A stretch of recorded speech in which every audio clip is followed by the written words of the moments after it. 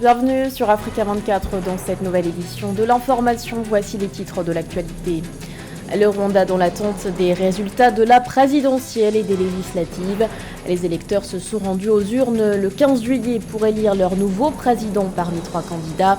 Sur la liste, le chef de l'État sortant, Paul Kagame, qui serait en tête selon les premiers chiffres délivrés par la commission électorale. Le lancement au Zimbabwe d'un processus de réconciliation après les massacres de Bukurawundi il y a 40 ans. Environ 20 000 civils ont été tués entre 1983 et 1987.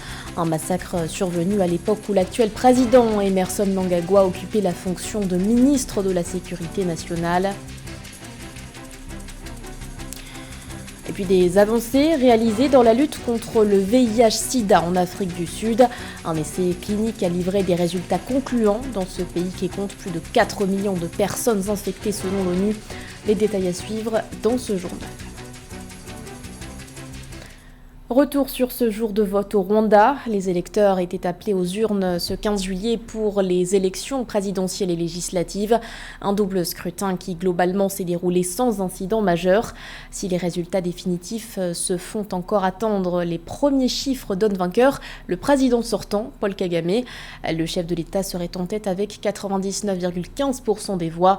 Reportage de notre correspondant Fraterna Kaisenga.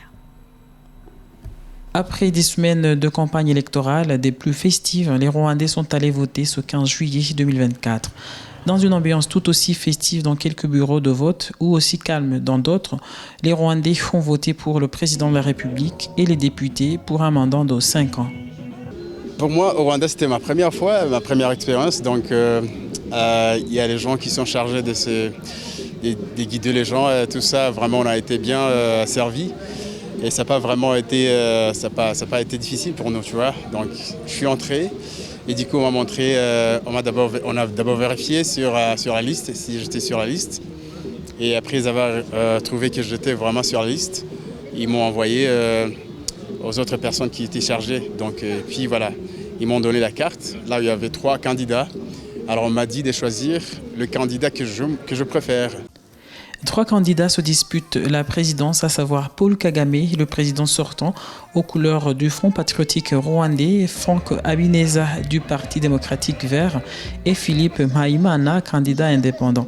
Des élections législatives ont également eu lieu avec plus de 589 candidats en lice pour 80 sièges.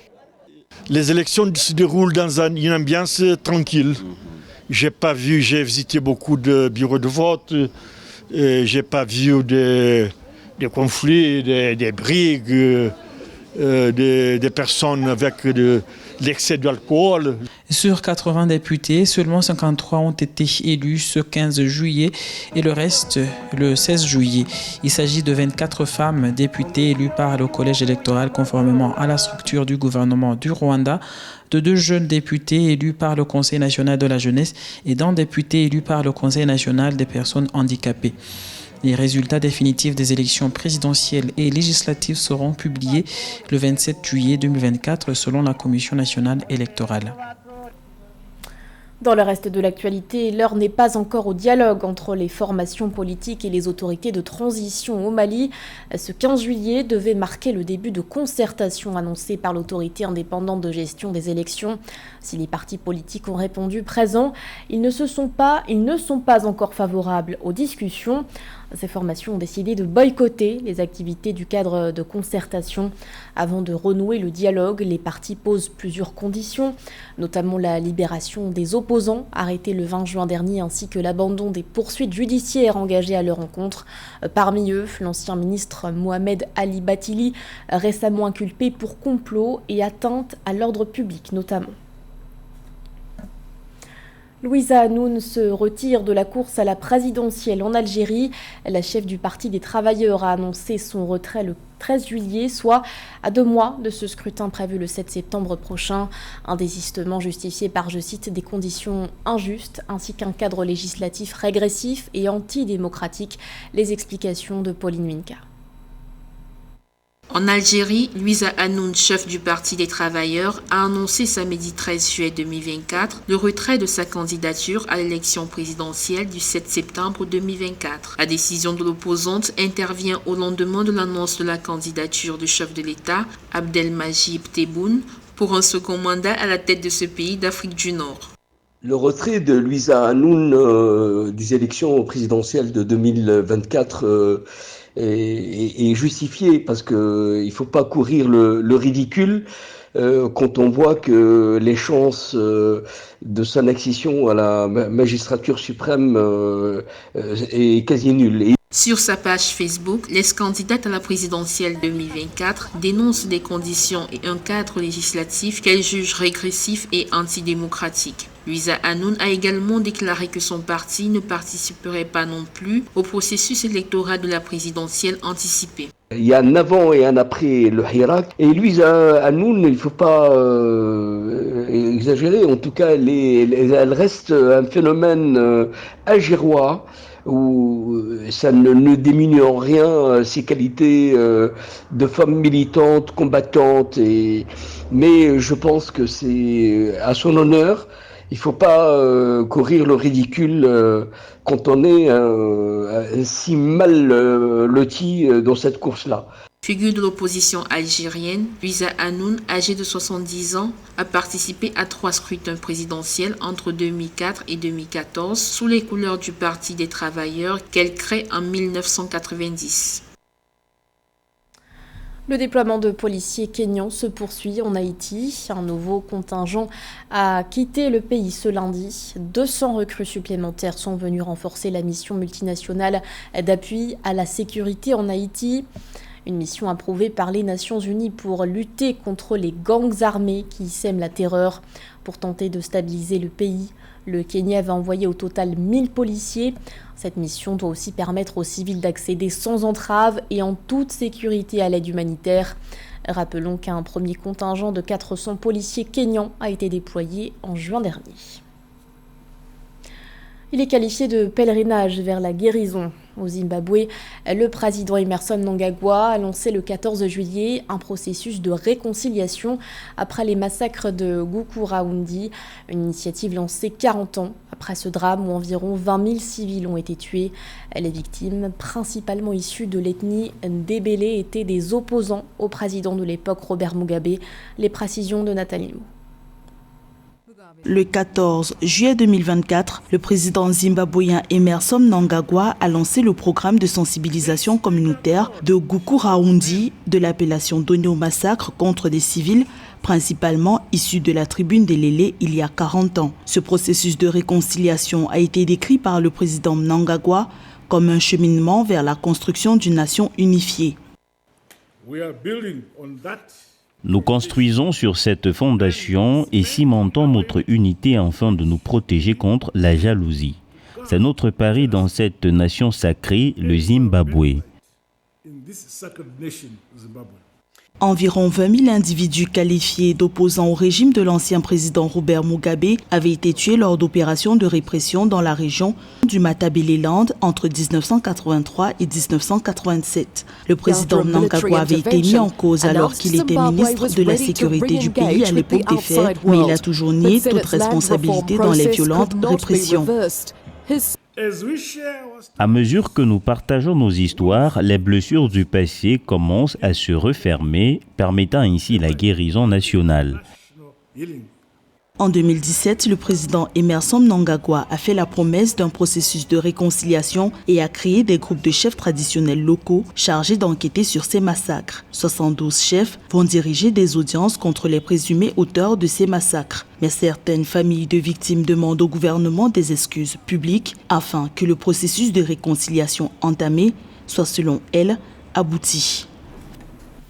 Il est le pays du monde qui compterait le plus grand nombre d'individus vivant avec le VIH-Sida. L'Afrique du Sud concentre environ 4,2 millions de personnes infectées. Mais un récent essai clinique mené aussi en Ouganda offre une lueur d'espoir. Il visait à tester l'efficacité du lenacapavir, notamment. Catherine Gombe.